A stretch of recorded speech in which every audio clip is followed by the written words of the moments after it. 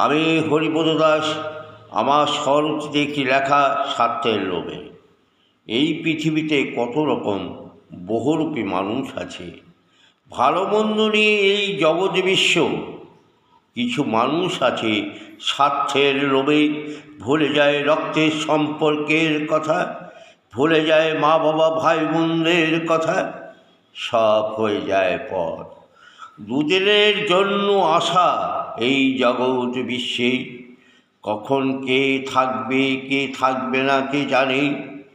যতদিন আছি এখানে সকলকে আপন করে নেওয়াই মনুষ্যত্বের পরিচয়।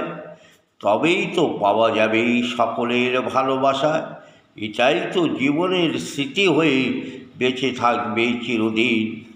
যেদিন মায়াময় পৃথিবী থেকে বিদায় নেব, কেউ যাবে না তোমার সাথে।